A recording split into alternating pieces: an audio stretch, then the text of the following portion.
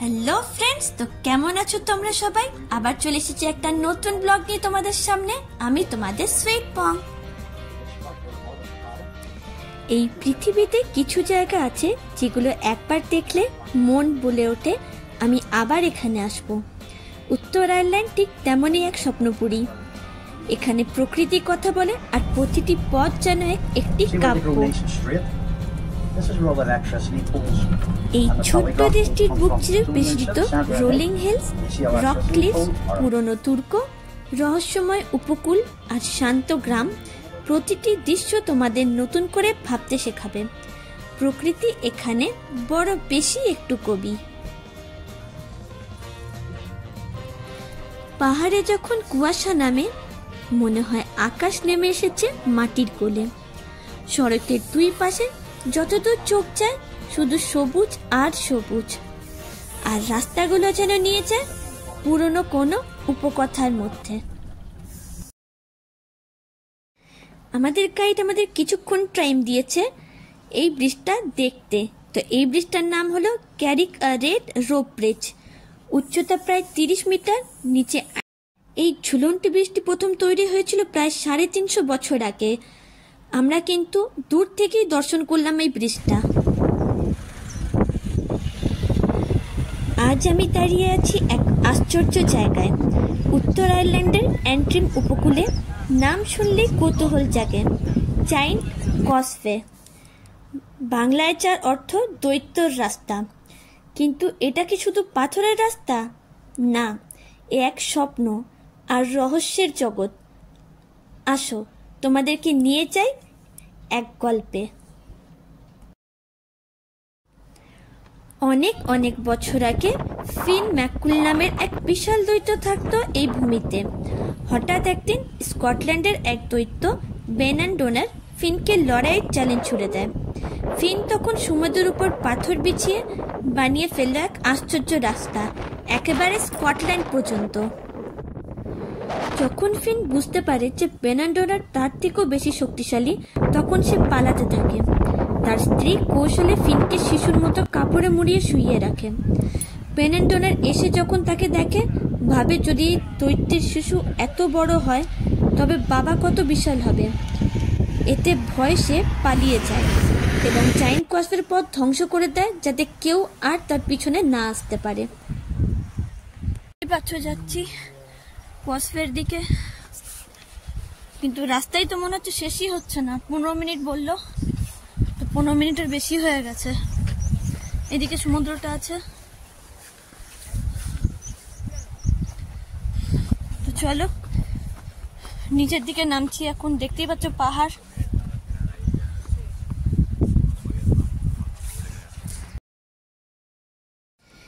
Giant কসওয়ে শুধু একটা স্থান নয়, এটি ইতিহাস, পুরাণ আর প্রকৃতির এক অমর কবিতা। যদি কোনোদিনও তোমরা উত্তর আয়ারল্যান্ডে আসো, এই জায়গাটি অবশ্যই তোমরা ভ্রমণের তালিকায় রাখবে। কারণ প্রকৃতি যখন গল্প বলে, সেটা শুধু দেখা নয়, অনুভব করাও দরকার হয়।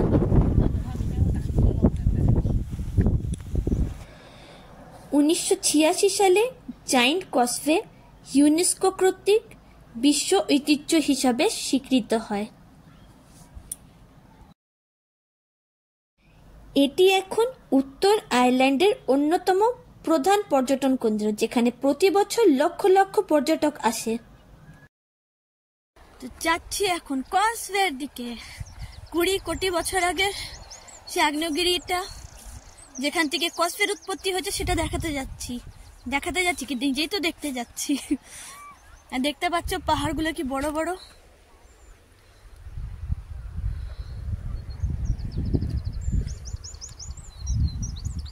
তো চলো চলতে থাকি। অনেক ভিড় রয়েছে, এইদিকে সমুদ্রটা আছে। বিশাল সুন্দর জায়গা, কিন্তু আবারও বলবো যারা হাঁটতে পারবে তাদের জন্যই, যারা হাঁটতে পারবে না তাদের জন্য না, একদমই না। তোমাদের দেওয়ার ছিল যে তোমরা যদি হাঁটতে না পারো তাহলে এখান থেকে মানে উপর থেকে নিচ অব্দি বাস রয়েছে, 1 পাউন্ড নেবে। বাসে করে তোমরা এখানে এসে আবার বাসে করে ফিরে চলে যেতে পারো। এবার 1 পাউন্ড আসা 1 পাউন্ড যাওয়া সেটা জানি না, কারণ আমরা বাসে আসিনি, হতে পারে 1 মিনিট যখন ফিরবো তখন হয়তো বাসে করে যাব, কারণ অনেকটাই হাঁটা ছিল। 15 মিনিট বলেছিল, কিন্তু 15 মিনিট হাঁটানোটা অনেকটাই হাঁটা হয়ে গেছে। তো চলো।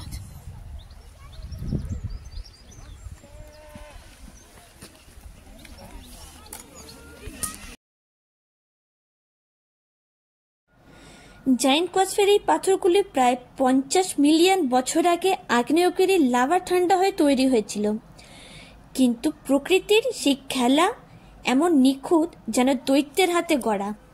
প্রায় 40,000 ষড়ভুজ পাথরের স্তম্ভ ঠিক যেন সিঁড়ির মতো নেমে গেছে সমুদ্রের দিকে।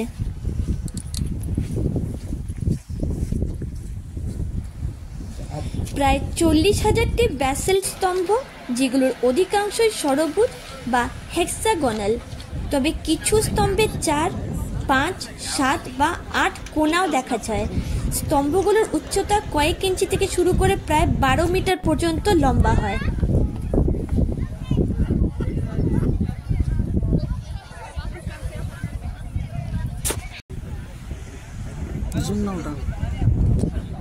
তো দেখতেই পাচ্ছ, এই হলো জায়েন্ট কসবে। আমরা উপরে উঠেছি, দারুণ সুন্দর জায়গা। এখানে প্রায় 40,000 ব্যাসেল্ট পাথরের স্তম্ভ রয়েছে, যেগুলো একসাথে মিলিয়ে তৈরি করেছে এক অবিশ্বাস্য দৃশ্য। প্রায় 5,06,00,000 বছর আগে ভূগর্ভস্থ আগ্নেয়গিরির আগ্নেয়োৎপাত শুরু হয় এই অঞ্চলে। সেই সময় বিশাল পরিমাণ গলিত লাভা বেরিয়ে আসে। লাভা ঠান্ডা হয়ে যেতে যেতে সংকুচিত হয়ে ফেটে যায়, ফলে তৈরি হয় হাজার হাজার স্তম্ভ, যেগুলিকে বলা হয় হেক্সাগোনাল বা ষড়ভুজাকারের স্তম্ভ। এরকম 20,000 কলম আছে, যেটা আগ্নেয়গিরির থেকে উৎপত্তি হয়েছে। দেখতেই পাচ্ছ, এটা ইউনেস্কো ওয়ার্ল্ড হেরিটেজ সাইট। দেখতেই পাচ্ছ, দারুণ জায়গা। আর এই কলমগুলো 20,000টা আছে, ভাবা যায়?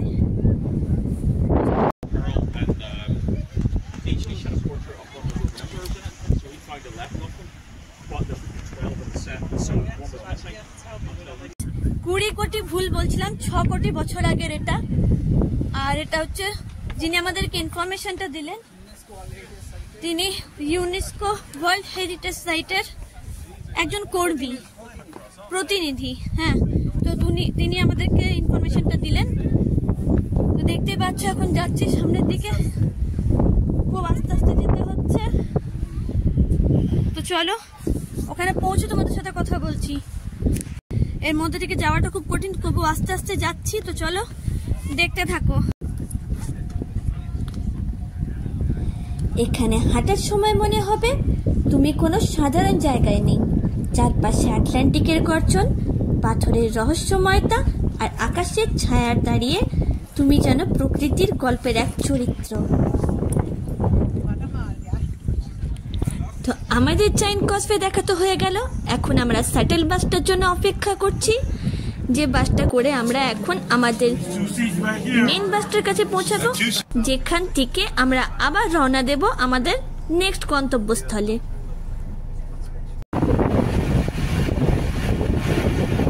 এটা হলো টানলেস ক্যাসেল,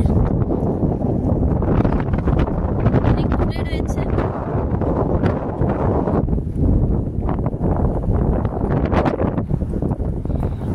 আমি ছিলাম তোমাদের সুইপম, আর এই ছিল জায়েন্ট কসবের কল্পনার গল্পে ডুবে যাবার এক যাত্রা।